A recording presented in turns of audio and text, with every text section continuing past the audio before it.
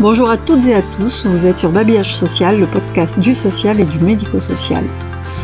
Ce podcast vise à donner la parole aux professionnels de l'accompagnement à la personne pour partager des moments marquants de leur vie professionnelle.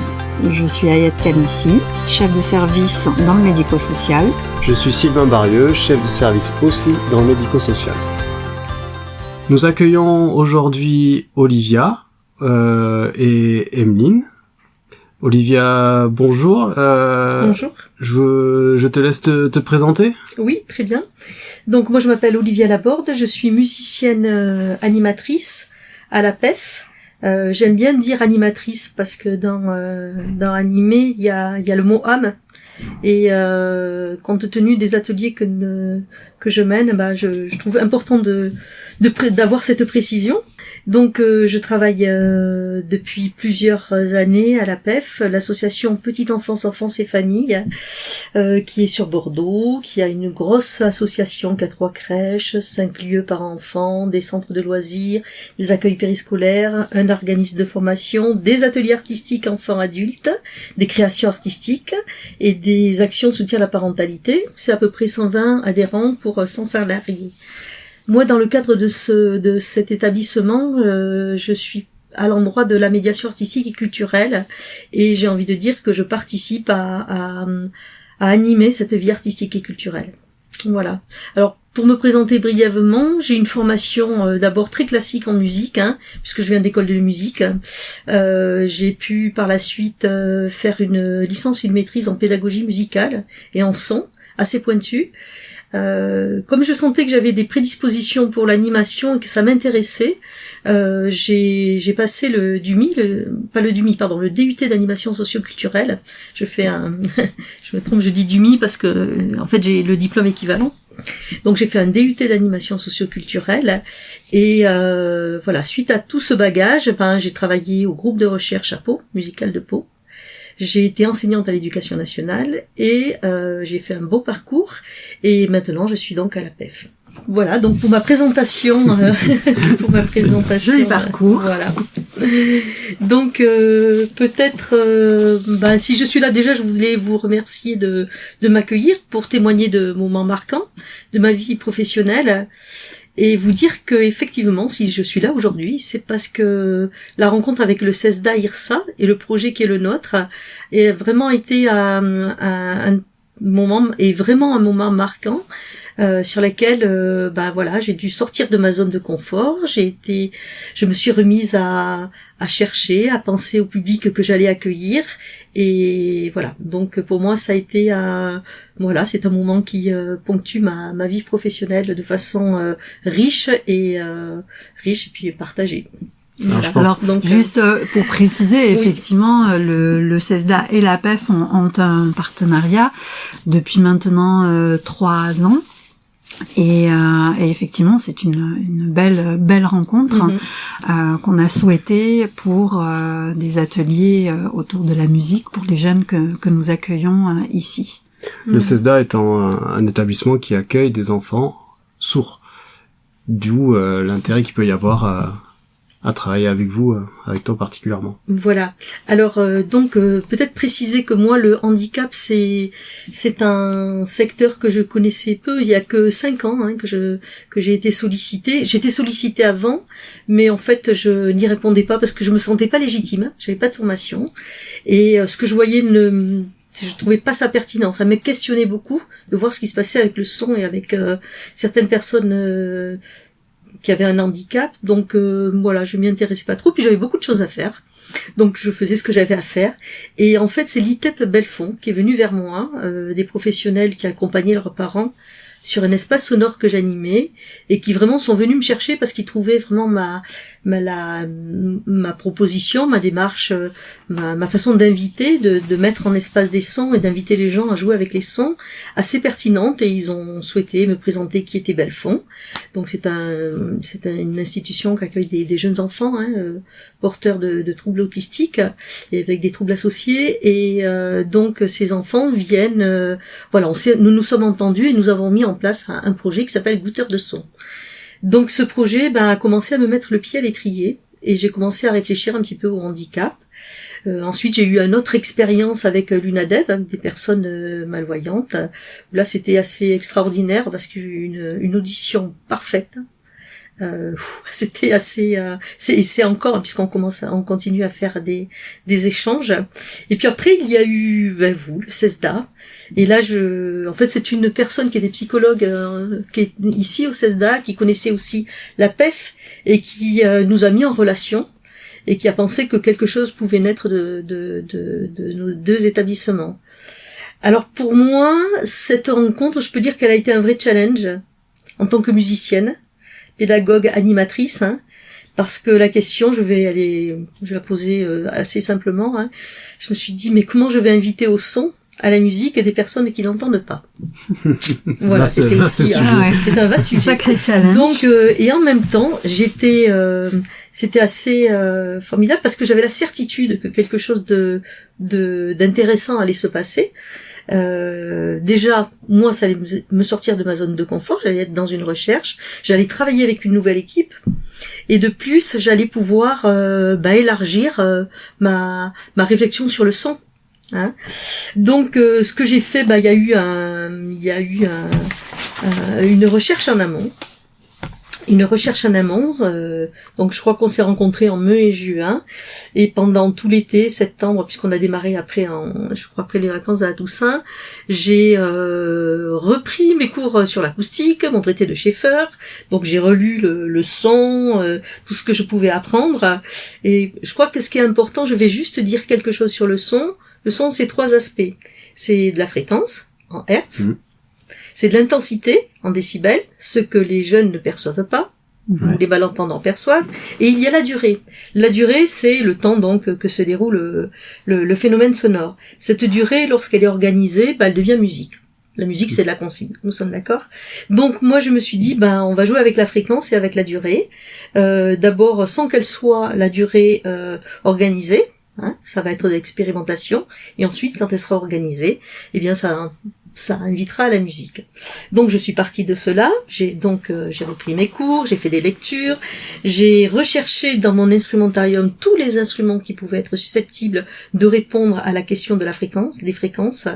Donc là, à la PEF, à la Maison des Enfants, moi j'ai un instrumentarium depuis plus de 30 ans, qui s'est étoffé, que j'ai étoffé, que mes collègues ont étoffé, qui est composé de structures sonores assez pertinentes. J'ai l'ensemble des structures sonores bâchées. Alors juste pour dire ce que c'est, d'ailleurs on pourra écouter un petit extrait, puisque avec les jeunes on est vraiment souvent sur ces instruments. Ce sont des instruments coniques, à peu près de hauteur de 50 cm, des cônes. Il y a une tige encastrée, et sur cette tige encastrée, il y a différents réceptacles, des chandeliers, des grilles, des anneaux, et on n'a pas besoin, ça c'est assez intéressant, nous n'avons pas besoin d'avoir une technique, le moindre geste donne une couleur.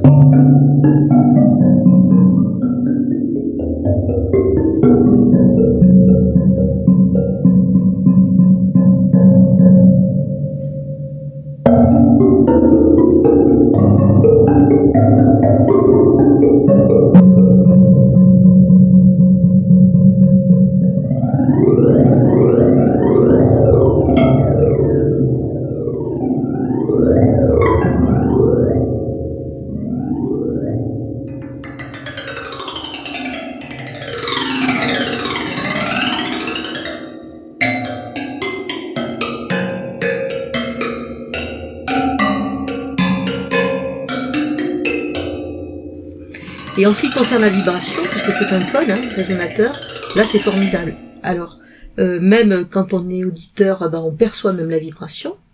Donc, moi j'imaginais que pour les jeunes, c'était effectivement cet instrumentarium-là qui allait me permettre d'avoir une entrée avec eux.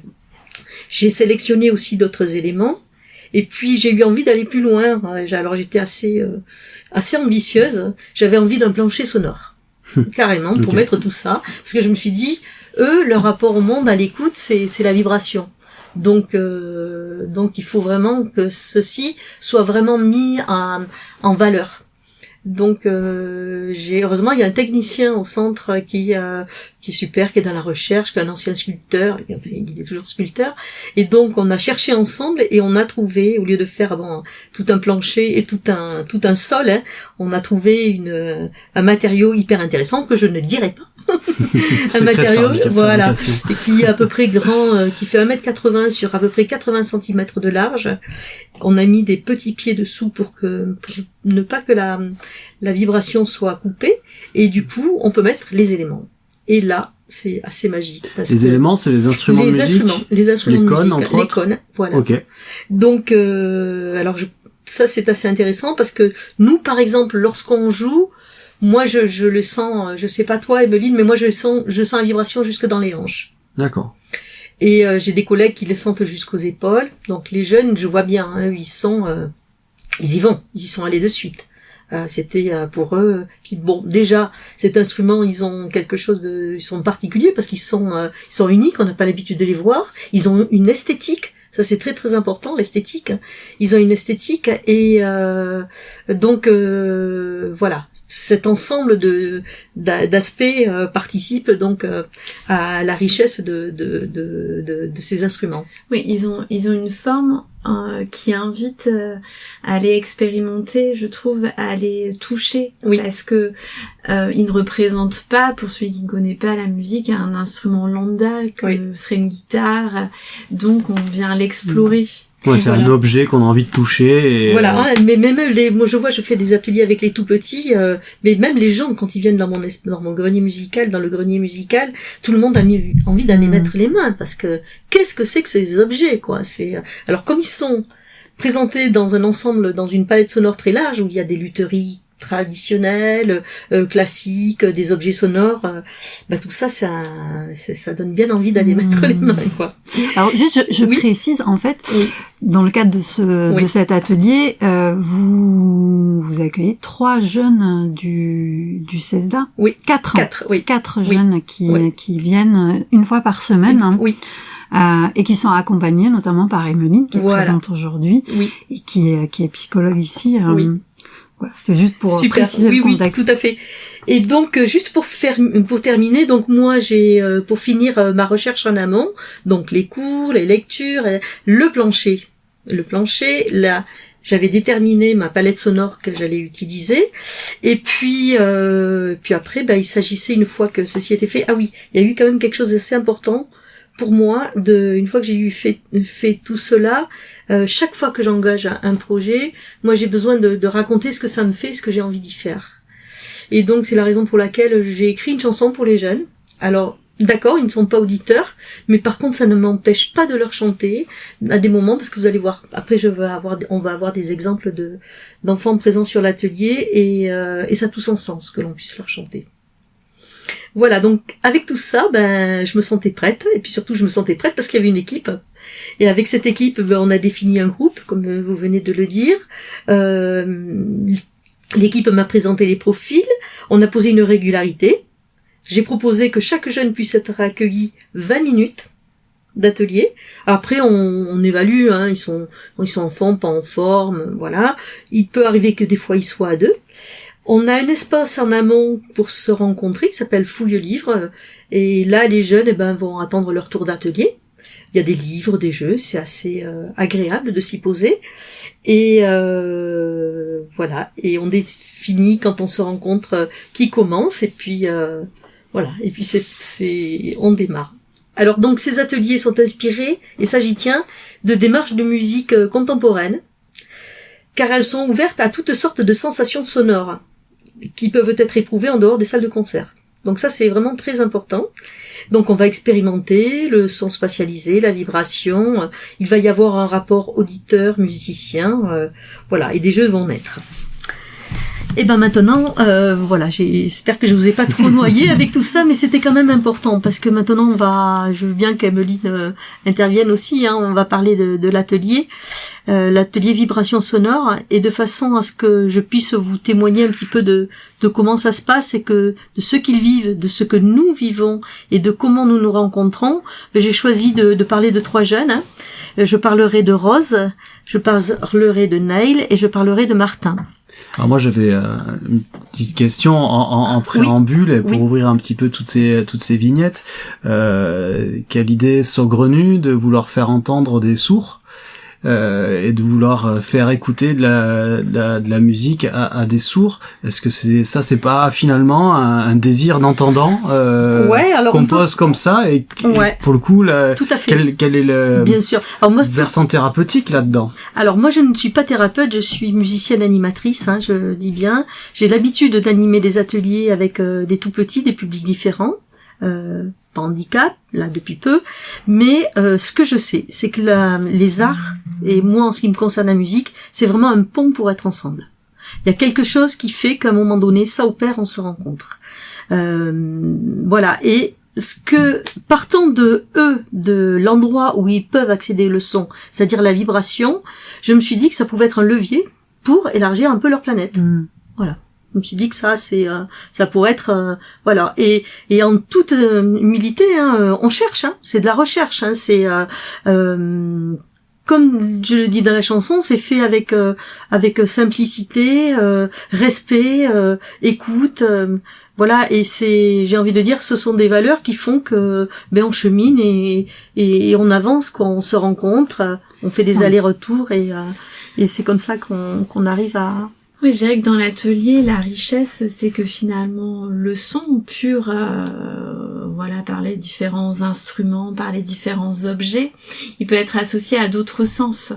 C'est-à-dire que, par exemple, du papier à bulles crée du son quand on vient claquer les bulles, et c'est aussi une expérience sensorielle auquel nos jeunes, qui pour beaucoup ont des troubles associés à la surdité, vont y être très sensibles et vont aller à la rencontre de cet objet et vont être dans une sensorialité et dans un vécu corporel, dans un vécu émotionnel qui va naître comme une personne qui viendrait réceptionner, écouter de la musique via l'organe, via les oreilles, via l'audition.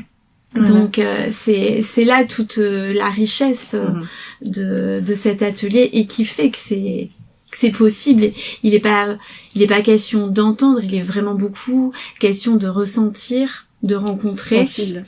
Et on est dans le sensible. Oui, et d'être dans l'émotion et dans dans l'exploration, dans l'expérimentation et on le voit et ça suppose beaucoup, et je crois que c'est vraiment ce qu'Olivier apporte, beaucoup de créativité et d'inventivité justement pour venir les capter autour de ces sons qui sont nombreux dans le quotidien et qu'on oublierait presque parce qu'on y est habitué, nous. Bien justement pardon. Allez-y, non, justement par rapport à, je vais parler de Rose et je vais justement pour illustrer un petit peu pour répondre à votre observation. Rose, ce qui m'a marqué, c'est que chez elle, chaque fois qu'elle arrivait, c'était l'horizontalité. Elle se couchait sur les canapés, toujours allongée. On va faire avec, on va quand même dans l'atelier, toujours allongée. Donc je l'allonge sur le plancher vibratoire. Elle sent, elle se redresse un peu. Progressivement, au fur et à mesure des rencontres, on se rencontre. Elle fait pas. Moi j'essaie de capter là où ça prend. J'essaie de remettre les éléments chaque fois. Et une fois, il s'est passé quelque chose d'assez surprenant qui a déclenché beaucoup de choses. Elle s'est mise sous mon bureau, qui est en bois. Et là, elle était allongée, et elle ne voulait pas en sortir. Et sur mon bureau, comme par hasard, il y avait une petite sansa. Et donc, moi, je passe, et puis je tape sur le bureau, toc toc, et je joue de la sansa. C'est un petit instrument. C'est un petit instrument, un piano à pouce, pardon. Ok. Voilà. Et là, elle sort, elle me regarde. En fait, mon bureau faisait caisse de résonance. Elle sort. Waouh! Elle me regarde, elle s'y remet, elle me montre, elle s'y remet. Moi, voyant ça, j'ai bien pigé ce qui se passait. La fois d'après, j'en discute avec l'équipe du CESDA, je dis, j'ai une caisson, je vais faire une caisse, donc j'ai fait une caisse, alors elle est haute à peu près de 70 cm, large de 60, et j'ai fait une ouverture, donc on peut rentrer la tête et le torse à l'intérieur, et dessus, j'y place une sansa très grande, une kalimba, une énorme. Okay. Donc là, la kalimba touche le bois, caisse de résonance, on est complètement dans le son.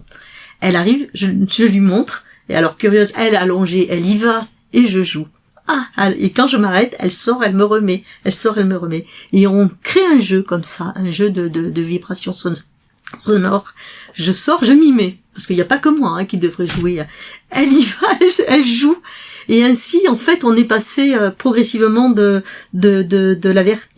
l'horizontalité à la verticalité. Ça se passait, quoi. Et comme on avait expérimenté beaucoup de sons. On avait expérimenté aussi les bols tibétains, dans les mains, la vibration, la sensation. Et bien, à un moment donné, elle s'est installée, elle a vu le caisson, elle est arrivée, elle s'est mise dans le caisson, elle a rapproché les bols. Et elle s'est installée, et c'est elle qui a fait l'installation pour le son, sur elle. Donc, au niveau des pieds, elle s'est mis des bols tibétains sur les cuisses, à l'intérieur. Et donc, il y avait la personne la professionnelle, elle devait jouer, elle jouait avec les bols tibétains, et moi, je jouais en haut, dessus de la sansa. Donc, Rose c'était formidable, je pense, pour elle, parce qu'elle était vraiment dans une bulle vibratoire qui, elle avait choisi. Et elle avait choisi. C'est un espace de liberté aussi, tout à fait. Finalement, de création. Et ça, c'était assez extraordinaire, parce que, cette construction du coup, moi, je l'utilise encore, avec des petits, avec beaucoup d'enfants, et vraiment, ça fait expérimenter le son, là, je vous assure, on est vraiment à l'intérieur. Donc ça, c'est assez étonnant. Et vous dire l'évolution avec elle, l'année d'après, il s'est passé aussi quelque chose d'intéressant. Donc on progressait, elle me connaissait, elle arrivait, elle était très contente, elle voulait... alors elle commençait par s'avachir sur le canapé, mais dès que je partais, elle me suivait, donc elle venait sur l'atelier. Et une fois, on était au sol. J'ai des grands tambours de Brahman dans lesquels je mets des balles. Et j'aime bien ensemble, ces balles, on les fait tourner, tout simplement. Comme on a les mains sur les côtés, on sent, on lève, on voit les balles dessous. Enfin, c'est un jeu, la rotation, très bien. Et puis un jour, ce jeu, j'avais envie de le faire évoluer. J'attrape une chaise, je monte sur la chaise, je propose à la collègue de mettre notre tambour dessous, et en l'air, comme ça, je renverse les balles comme une cascade sonore. Mm-hmm. Et là, Rose de rire, c'était drôle, donc je le fais une fois, 2 fois, puis à un moment donné, y a pas que moi. Je lui mets les balles, je lui mets un petit marchepied, et je lui demande de monter. Et elle monte. Et là, de quelqu'un qui était tout le temps à l'horizontalité, elle était drôlement grande.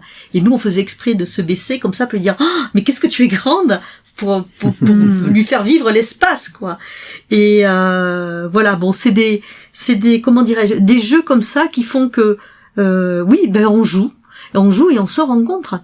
Et c'est dans il y a un vrai partage. Avec elle, il y a eu beaucoup d'émotions. Une fois, elle avait des larmes sans que ce soit mais en continuant de jouer, parce que je pense que ça devait la détendre, du plaisir. Il y avait quelque chose qui s'élargissait, qui se détendait en elle, en tous les cas. Ouais, moi c'est une question que j'avais, parce que c'est vrai que quand on parle de musique, en tout cas dans le milieu entendant, tout de suite vient à l'esprit, on joue ensemble, on joue avec les autres, on joue dans un orchestre, on joue dans un groupe ou autre, en tout cas on joue ensemble. Mais effectivement, dans le cadre des vibrations, est-ce que ça amène pas vers quelque chose qui est beaucoup plus individuel et beaucoup plus intime? Oui, alors... Et comment du coup on arrive à recréer être ensemble sur des choses intimes? Là c'est le jeu qui fait, j'ai envie de dire que ça invite à des moments où ils se rencontrent eux, c'est se rencontrer soi et se rencontrer l'autre,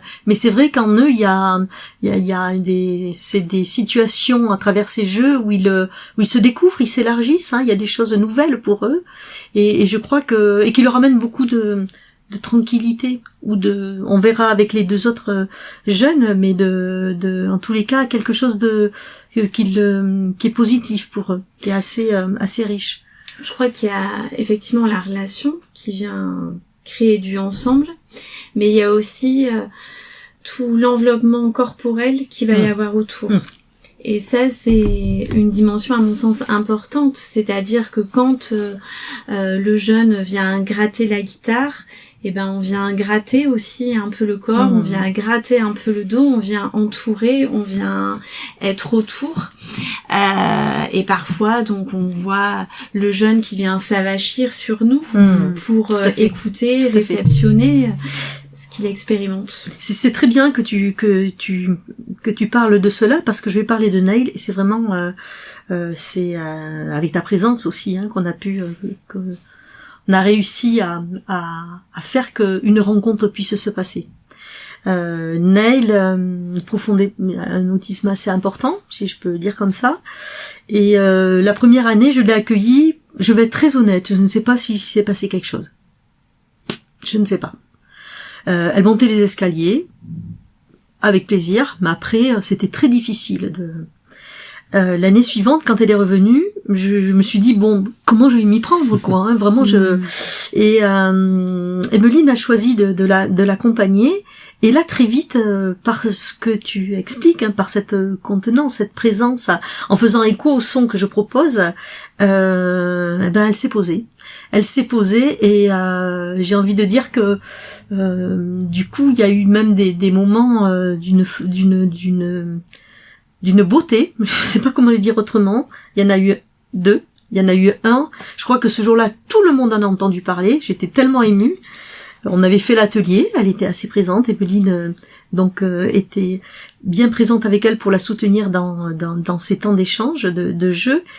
Et voilà, ça allait être terminé. Et puis elle voulait pas que je prenne ma guitare, donc je me suis mise en face et je me suis mise à chanter, parce que moi je suis musicienne. Ah oui, ça il faut que je le dise, c'est que quoi qu'il se passe, même si on fait de la vibration, moi je suis musique. C'est-à-dire que si j'ai envie de chanter, je chante, je fais des rythmes, de toute façon ils sentent du coup il y a quelqu'un qui s'anime et qui est vibration. Je suis une vibration aussi. Donc je me mets en face d'elle et puis je fais comme une berceuse, je me balance. Et là, Neil s'avance et me prend dans ses bras. Alors j'ai été très touchée, je me disais alors c'était très beau, parce qu'Emeline lui indiquait oui, c'est peut-être comme avec maman. Je me rappelle de cette phrase là, il y a quelque chose de doux, et elle était bien, elle était vraiment bien contre moi. Et à un moment donné, je sens sa main là qui touche mon cou, ses 2 mains là, j'étais là, ouh là, qu'est-ce qu'elle va faire? Elle va me pincer.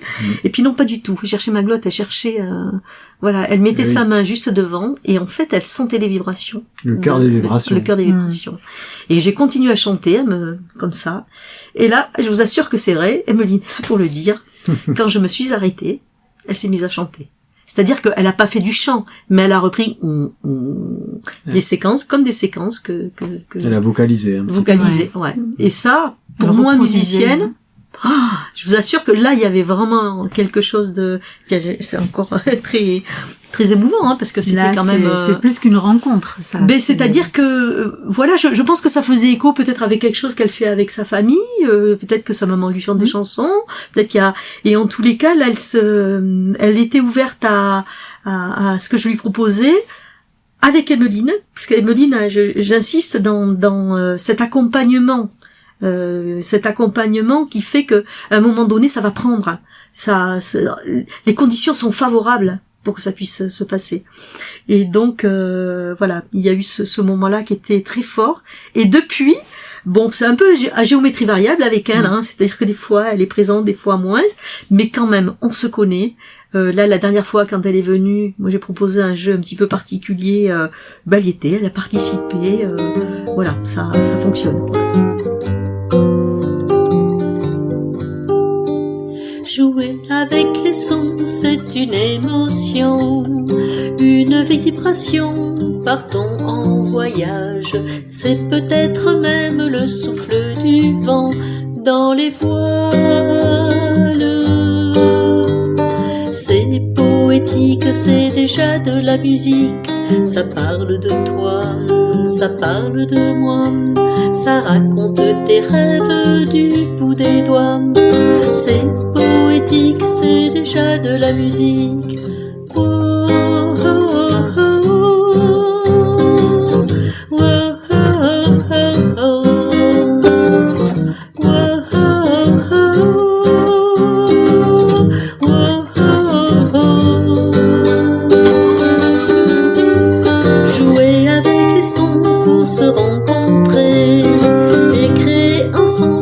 Paysage immense, beauté, sincérité, respect et vérité, tout en confiance.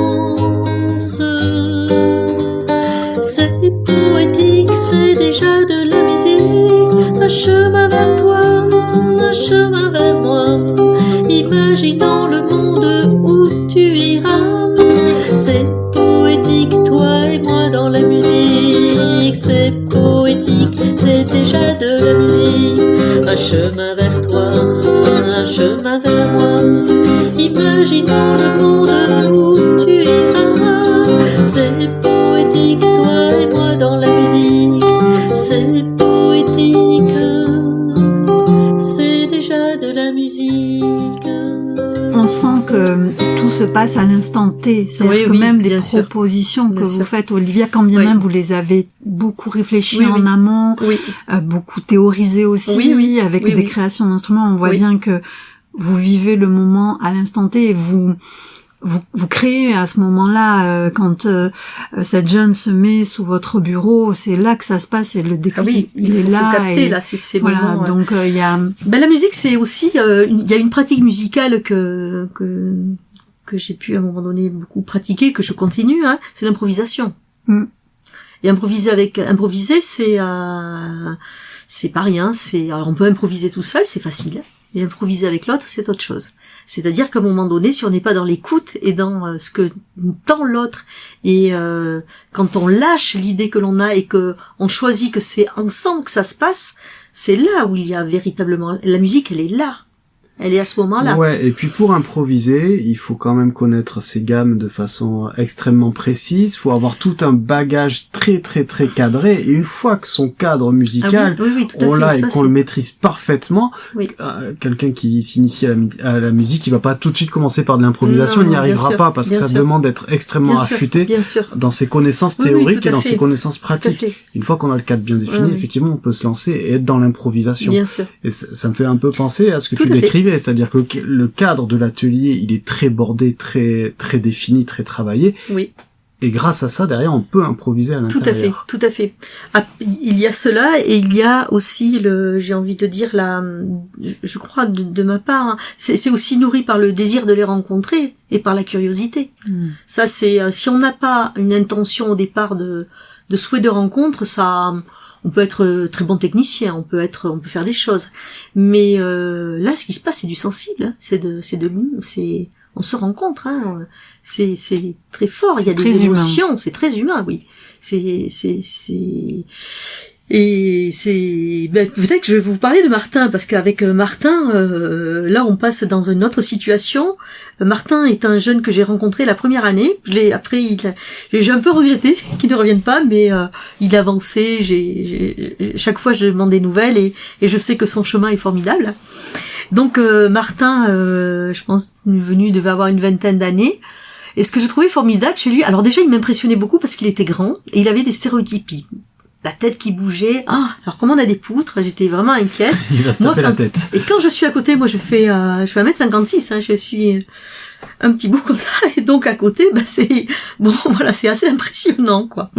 Et donc je me laisse pas impressionner, je l'embarque avec l'équipe dans le grenier musical, dans la vibration sonore, et là il se prend au jeu, il joue, il répond. Vraiment, j'ai envie de dire, c'était le jeune avec lequel je pouvais tester des choses, ça fonctionnait.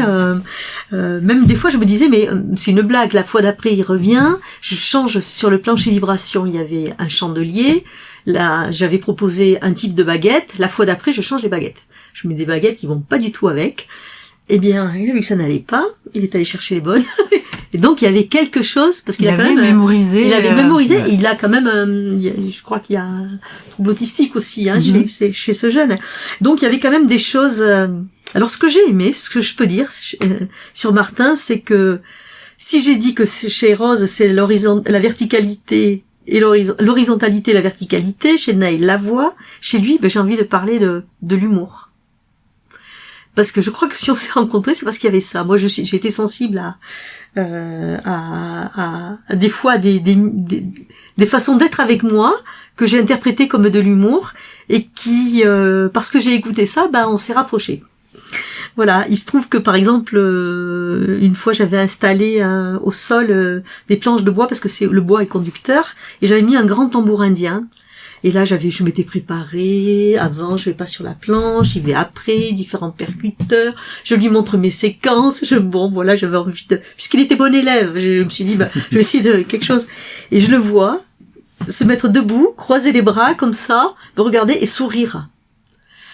Et là, c'était, en fait, j'avais l'impression que c'était lui qui me soutenait. Ça s'inverse. Et je l'ai regardé. Et j'ai senti quelque chose, c'était très beau le regard qu'on avait.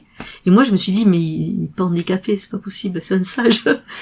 Non, mais il y avait quelque chose c'était très étonnant de ce qui se passait, parce qu'il était dans une présence tolérante, je sais pas comment dire, il était présent à ce que je faisais, il l'écoutait, et il était, comme on peut l'être nous, quand on écoute des jeunes, et c'était pareil, et donc, et toujours avec ce sourire, et après il s'est approché, mais on a pu jouer.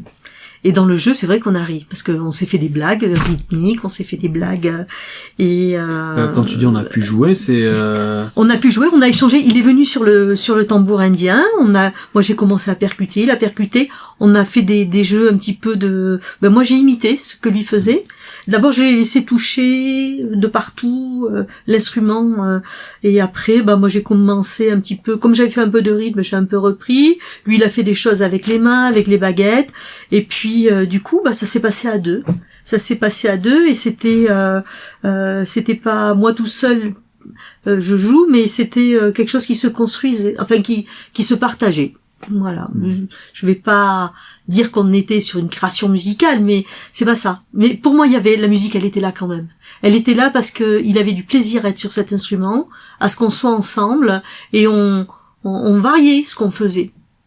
Alors, ça va paraître un peu étonnant, mais moi, des fois, avec eux, sur des moments très bref, ou vraiment quand on est dans le matériau vibratoire qui nous intéresse et qu'on expérimente et qu'on peut être à deux, à trois avec Emeline, des moments, moi j'entends la musique, j'entends de la musique, pour moi c'est parce que la musique c'est de la rencontre, c'est du partage de ce phénomène. Là ils ont pas l'intensité mais vibratoire. Moi je suis musicienne, je me mets à jouer et je les invite à rentrer dedans, je fais avec ce qu'ils font. Et il y a vraiment, pour moi, il y a des moments qui sont vraiment des moments de musique. Et c'est assez étonnant parce que on termine, n'est-ce pas, Emeline, chaque fois l'atelier par, je prends la guitare. Alors la guitare c'est en forme de 8 et les clisses je leur pose soit sur la cuisse ou le bras et je me mets à jouer. Et alors ils ont une fascination pour mes doigts. Moi je viens du classique, donc ils ont une fascination, ils s'y mettent, je les laisse toucher, j'ai même une guitare que je leur passe quand il le faut. Et puis là je sens qu'il y a quelque chose avec tout ce qu'on a vécu là pendant ces 20 minutes, il y a quelque chose qui fait que ça se parachève. Mais comme une coda, la musique, la coda c'est en musique, c'est la fin, c'est la cadence, où on a tous les éléments et tous ces éléments dans un court moment se restructurent pour donner une fin. C'est pareil, c'est notre coda et je sens vraiment que là on est dans la musique quoi. Emeline, peut-être pour oui, compléter. Je pense que c'est vraiment une rencontre et je crois que il y a vraiment chez Olivia le fait que au-delà de leur handicap, elle croit sincèrement qu'il est possible de les rencontrer, d'être en relation avec eux. Et je pense que les jeunes le sentent aussi. Et qu'il y a quelque chose de l'ordre aussi d'un attachement, d'une figure repérante au sein de l'atelier qui passe par Olivia et qui permet qu'après se passent toutes ces choses. Certaines fois elles se répètent, d'autres fois elles sont nouvelles, d'autres fois c'est plus abstrait. Oui. Mais toujours je pense que chaque séance, quand bien même il y a toute une préparation, toute une installation préalable et les jeunes ne vont pas aller sur cette installation alors que Olivia a pensé ça. Il va se passer quand même quelque chose, ils vont vraiment nous surprendre et je crois que c'est vraiment une séance où il y a un enveloppement sonore, un enveloppement relationnel, corporel, esthétique. Qui crée, et je crois qu'il crée vraiment une confiance, une sécurité pour ces jeunes qui finissent aussi des fois par s'abandonner ou lâcher prise, s'allonger au sol. Je pense à un jeune qui va s'allonger au sol, qui va mettre ses bras derrière la tête, comme si, et on a alors cette image, d'un jeune allongé dans l'herbe, qui regarde le ciel, et alors que on est là juste au-dessus avec un voile à faire du vent, et voilà, c'est une invitation, je pense qu'ils voyagent aussi beaucoup. En fait, là, je parle de l'atelier vibration sonore et de comment je l'anime, mais ce que j'ai envie de dire, c'est que c'est quand même caractéristique de la PEF. C'est-à-dire que nous, on accueille comme ça. Moi, je trouve que là, j'en parle à l'endroit de l'atelier que j'anime, mais on accueille aussi des tout-petits, des familles, et on arrive à mettre en situation, par les arts, des temps où véritablement il va y avoir une osmose, on n'a pas les mots, mais en tous les cas un état, une fréquence partagée dans laquelle tout le monde a sa place. Alors, on aurait encore mille et une questions à vous poser, Olivia. En tout cas, moi ce que je retiens, c'est que c'est une question de rencontre, c'est une question de corps, c'est une question de sens, mais au-delà de ça, il est aussi question de musique. Et rien que pour ça, on vous remercie parce que c'est extraordinaire pour nos jeunes qui sont sourds, malentendants, pour la plupart autistes, qui n'ont pas accès au langage verbal, mais qui, à travers cet atelier, à travers l'accompagnement que vous leur proposez, s'expriment avec leur corps et ressentent les choses. Donc, merci. Merci bien pour cet échange. Je peux dire également merci à l'équipe, parce que l'équipe du CESDA est là. Il y a des échanges. On avance parce que c'est l'équipe du CESDA avec moi on échange. Chaque fois on fait des allers-retours, ça oui, ça non, et c'est précieux. Et puis moi je suis en admiration devant certains professionnels.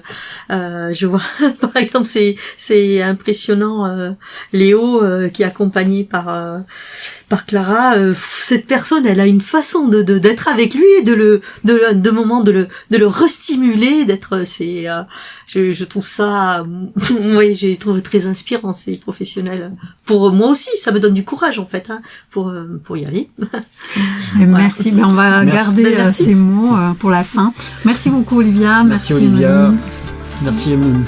Merci à toutes et à tous, merci à nos invités, c'était Babillage Social. Nous vous donnons rendez-vous très prochainement pour échanger de nouveau autour des situations du social et du médico-social. Si vous aussi vous avez vécu une situation professionnelle que vous aimeriez partager, vous pouvez nous contacter sur contact@babillage-social.fr. En attendant, n'hésitez pas à vous abonner, liker et partager cette émission.